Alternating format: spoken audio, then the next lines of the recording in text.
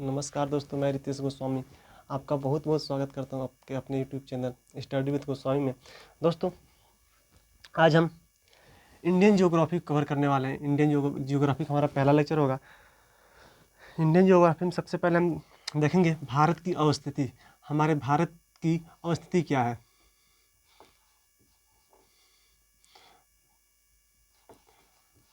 भारत की अवस्थिति, हमारे भारत की अवस्थिति क्या है, तो कह सकते हैं कि जो हमारा भारत है ना, पूर्णतः मतलब पूरा उत्तरी गोलार्ध में स्थित है। और जो भारत हमारा उत्तरी गोलार्ध में स्थित है, और जैसे हमारा भारत होता है ना, तो कह सकते हैं ये भारत में दो प्रकार की जलवायु पाई जाती है। पहला होता है जिसे कर्क रेखा भारत को दो भागों में बांटती है, तो भारत में हमारे दो प्रकार की जलवायु पाई जाती है। और जिसमें पहला जलवायु होता है, जैसे इधर कर्क रेखा से उत्तर की ओर बात करें तो पाया जाता है शीतोष्ण जलवायु, और इधर की बात करें तो इधर पाया जाता है उष्ण जलवायु। उष्ण कटिबंधीय क्षेत्र पाए जाते हैं। उष्ण कटिबंधीय क्षेत्र पाए जाते हैं। तो कह सकते हैं भारत में दो प्रकार की जलवायु पाई जाती है। और देखिए, भारत में जलवायु के साथ साथ अन्य बहुत सी भिन्नता पाई है। जैसे बात करें, भारत में मृदा अलग पाई जाएंगी, वनस्पतियां अलग होती हैं, भारत की जलवायु अलग होती है। और जो भारत की आकार है, भारत की जैसे भारत की दक्षिण में अंडमान निकोबार द्वीप समूह है और लक्षद्वीप स्थित है। बात करते हैं भारत का विस्तार कहाँ से कहाँ तक है, तो कह सकते हैं जैसे मान के चलते हमारी पृथ्वी हो गई, ठीक है दोस्तों, पृथ्वी हो गई, तो पृथ्वी में जो भूमध्य रेखा होती है इसे 0 अंश की, हम जानते हैं भूमध्य रेखा को 0 अंश अक्षांश कहा जाता है। तो कह सकते हैं हमारा जो भारत देश है ये पूर्णतः उत्तरी गोलार्ध में है। कह सकते हैं इसके ऊपर जो होती है वो उत्तरी गोलार्ध होती है। और जो भारत हमारा है उत्तरी गोलार्ध में कहाँ से कहाँ पाया जाता है, तो कह सकते हैं 8 अंश, भारत जो हमारा है 8 अंश 4 मिनट से लेके 37 अंश 6 मिनट तक, कह सकते हैं 37 अंश 6 मिनट तक पाया जाता है। और बात उत्तर पाया जाता है। और बात करते हैं देशांतरी विस्तार से कहाँ तक पाया जाता है, तो जो देशांतरी विस्तार है दोस्तों 68 अंश 7 मिनट से लेके 95 अंश 25 मिनट तक पाया जाता है। तो कह सकते हैं, देख सकते हैं कि हमारा जो भारत है पूर्णतः लगभग 30 अंश की देशांतर में लंबाई भी और चौड़ाई भी है। लेकिन यदि बात करें उत्तर से दक्षिण जाते हैं तो अपने भारत की जो लंबाई होती है लगभग उत्तर से दक्षिण जाने में 3214 किलोमीटर होती है। कितनी होती है, तो 3214 किलोमीटर होती है। वही ये पूर्व से पश्चिम जाएंगे तो इसकी लंबाई घट जाती है। कितनी होती है, तो 2933 किलोमीटर होती है। बात करें पूर्व से पश्चिम की ओर जाने में, और इधर उत्तर से दक्षिण की ओर जाने में, तो कह सकते हैं लंबाई घटती क्यों है दोस्तों, तो हम जानते हैं दो अक्षांशों के बीच की दूरी कितनी होती है, दो अक्षांशों की बीच की दूरी कितनी होती है, तो दो अक्षांशों के बीच की दूरी होती है 111 किलोमीटर।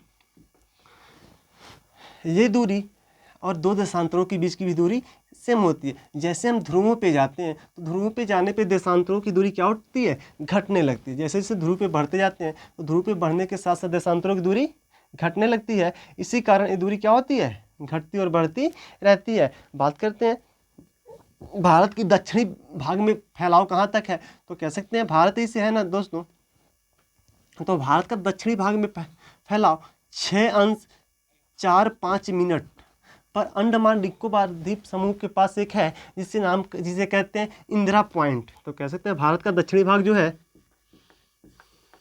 भारत का जो दक्षिणी भाग है वो कहाँ तक है, दक्षिणी जो भाग है वो इंदिरा पॉइंट है।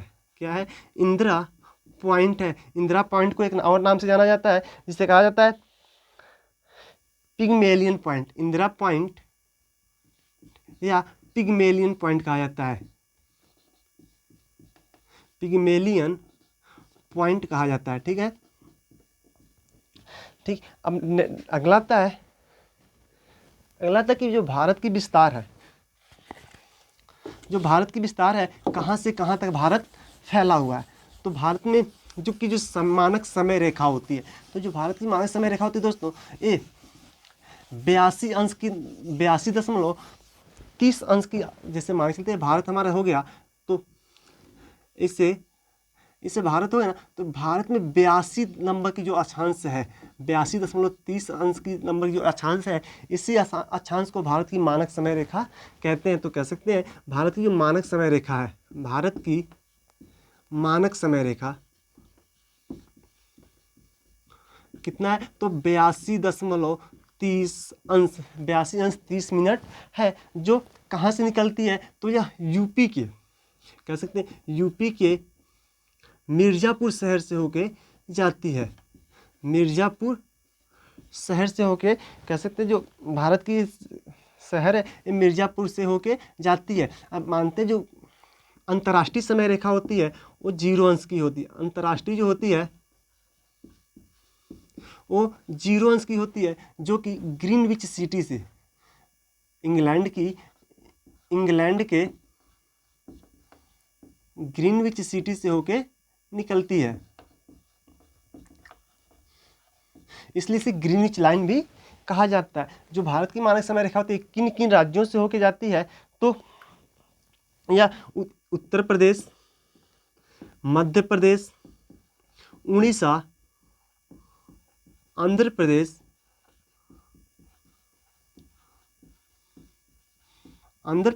और छत्तीसगढ़ से होके निकलती है। और छत्तीसगढ़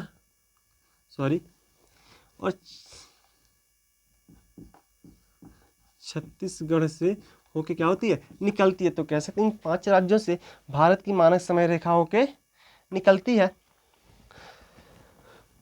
अब देखते हैं भारत की जो आकार है, भारत की आकार कितनी है, भारत की आकार क्या है। तो जो भारत की आकार है दोस्तों, लगभग भारत का क्षेत्रफल की बात करें तो भारत का क्षेत्रफल, जो भारत की क्षेत्रफल है, ये है 32.8 लाख वर्ग किलोमीटर। भारत की क्षेत्रफल कितनी है, तो 32.8 लाख वर्ग किलोमीटर है। जो बात करें विश्व के क्षेत्रफल की, तो विश्व के क्षेत्रफल की लगभग 2.4% भाग है, जो पूरी मान के पूरा विश्व है और पूरे विश्व की भूभाग जो है ना, तो विश्व के पूरे भूभाग की लगभग 2.4% भाग में हमारा देश बसा हुआ है। और जनसंख्या की बात करें तो जनसंख्या यहाँ जो जनसंख्या है, जनसंख्या जो है ये कितनी है, तो 17.5% जनसंख्या निवास करती है अपने वहाँ, तो कह सकते हैं। और इसकी स्थल सीमा की जो लंबाई है, भारत जो है उसकी स्थल सीमा की जो लंबाई है दोस्तों, वो है 15,106.7 किलोमीटर अपने वहाँ स्थल सीमा की लंबाई है। वही जल सीमा की लंबाई की बात करें तो जल सीमा की लंबाई अपने वहाँ दोस्तों 7516.66 किलोमीटर है। अब जाहिर सी बात है दोस्तों, अपने वहाँ जल सीमा की लंबाई है 15,106.7 किलोमीटर और स्थल सीमा की लंबाई कितनी है, तो 7516.66 किलोमीटर। बात करें भारत की स्थिति की, तो भारत जो है उत्तर से लेके पूर्व तक, उत्तर पूर्व, भारत का जो उत्तर पश्चिम है भाग है, उत्तर पश्चिम जो भाग है तथा उत्तर और उत्तर पूर्व में हमारे देश में एक नवीन वलित पर्वत पाया जाता है, जो हिमालय के ही क्या है, भाग है।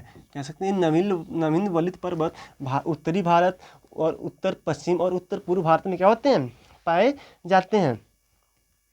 और बात करें आगे चलते हैं, तो जो मान के चलते देश है ना हमारा, पूरा भारत का जो निचला भाग होता है, तो कर्क रेखा जो होती है, कर्क रेखा भारत को कितने भागों में बांटती है, तो कर्क रेखा भारत को 2 भागों में बांटती है। कर्क रेखा भारत को 2 बराबर भागों में क्या करती है, बांट देती है। इसके नीचे होती है जो हमारी जो 22 नंबर की अक्षांश रेखा होती है, 22 नंबर की जो अक्षांश रेखा होती है, वहाँ से अपना देश संकरी होना चालू हो जाता है। कह सकते हैं यहाँ से देश सिकुड़ना चालू हो जाता है, और ये इस प्रकार सिकुड़ता जाता है कि हिंद महासागर को कितने भागों में बांट देता है, 2 भागों में बांट देता है। या इस प्रकार सिकुड़ता जाता है कि हिंद महासागर को 2 भागों में बांट देता है। एक होता है बंगाल की खाड़ी,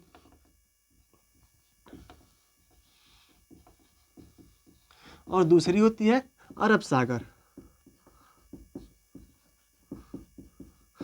तो देखिए, जो दक्षिणी भारत की जलवायु होती है वो भिन्न पाई जाती है। क्यों भिन्न पाई जाती है? क्योंकि यहाँ पे जो पर्वत पाए जाते हैं ना, वो पर्वत कह सकते हैं प्रायद्वीपीय पर्वतों के कारण यहाँ की जलवायुएं अलग होती हैं। ये दक्षिणी भारत पूरा प्रायद्वीपीय पर्वतों से भरा हुआ है। यही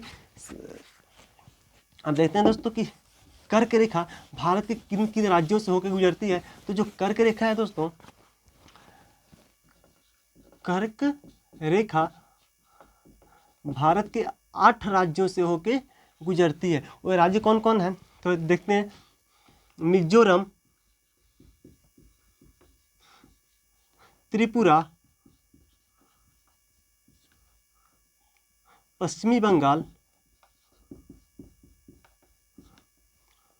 राजस्थान,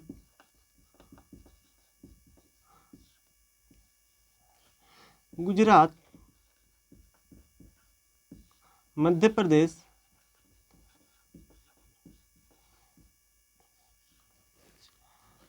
छत्तीसगढ़,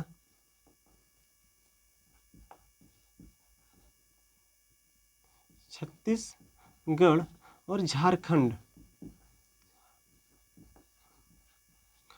देखते हैं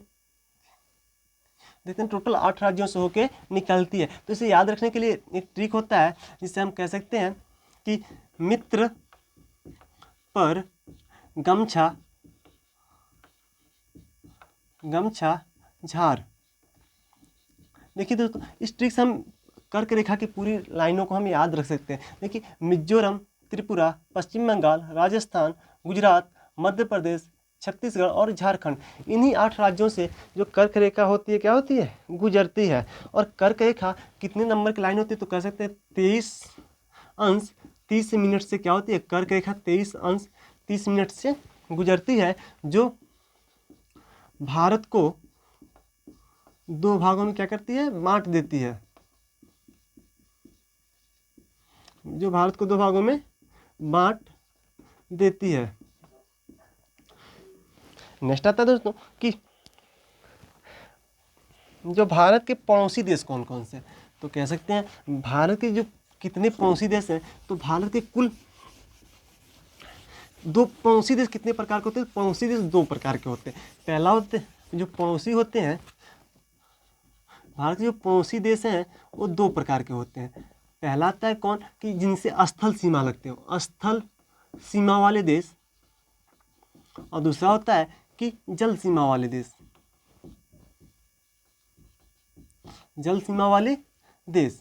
तो कह सकते हैं स्थल सीमा भारत की कुल 7 देशों से लगती है। भारत की कुल स्थल सीमा कितने देशों से लगती है? तो 7 देशों से लगती है। ये 7 देश कौन कौन से हैं? तो सबसे देखते हैं, बांग्लादेश, पहला होता है बांग्लादेश, दूसरा होता है चीन, पाकिस्तान, नेपाल,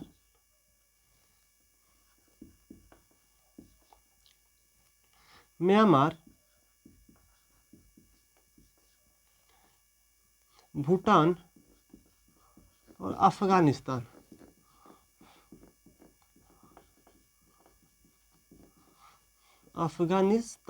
कह सकते हैं इन 7 देशों से भारत की स्थल सीमा क्या होती है? लगती है। और जल सीमा की बात करें तो जल सीमा लगती है श्रीलंका और मालदीव से। इन 2 देशों से भारत की जल सीमा लगती है। बात करें बांग्ला, तो भारत की सबसे ज़्यादा जल स्थल सीमा किस देश से लगती है? तो भारत की सबसे ज़्यादा स्थल सीमा बांग्लादेश से लगती है, और सबसे कम स्थल सीमा अफगानिस्तान से लगती है। इसे याद करने का ट्रिक होता है कि कैसे याद रखते हैं? तो याद रखने का एक ट्रिक होता है, बचपन में MBA किया। कह सकते हैं इससे हम इसको क्या कर सकते हैं, याद रख सकते हैं। देखिए बांग्लादेश, चीन, पाकिस्तान, नेपाल, म्यांमार, भूटान और अफगानिस्तान, ये 7 राज्य भारत, ये 7 देश भारत के क्या हैं, पड़ोसी देश हैं। और बात करें जल सीमा, तो जल सीमा में एक श्रीलंका हो जाता है और दूसरा मालदीव हो जाता है। इन 2 देशों से भारत की जल सीमा लगती है। बात करते हैं श्रीलंका से, तो श्रीलंका हम जानते हैं श्रीलंका भारत का सबसे करीब राज्य है, सबसे करीब देश है। तो श्रीलंका क्या होता है, तो श्रीलंका भारत से अलग कैसे होती है, तो मन्नार की खाड़ी से, मन्नार की खाड़ी से क्या होता है, अलग होता है। या मन्नार की खाड़ी, और दूसरे पे आता है कि पाक जल संधि से जो श्रीलंका है ये क्या होता है, अपने भारत से अलग होता है। दोस्तों आज के लिए बस इतना ही, और जो बचा हुआ सिलेबस रहेगा आगे की वीडियो हम कवर करेंगे। यदि आपको हमारी वीडियो अच्छी लगती है तो दोस्तों वीडियो को लाइक करना ना भूलें और हमारे चैनल को सब्सक्राइब कर लें। जी धन्यवाद।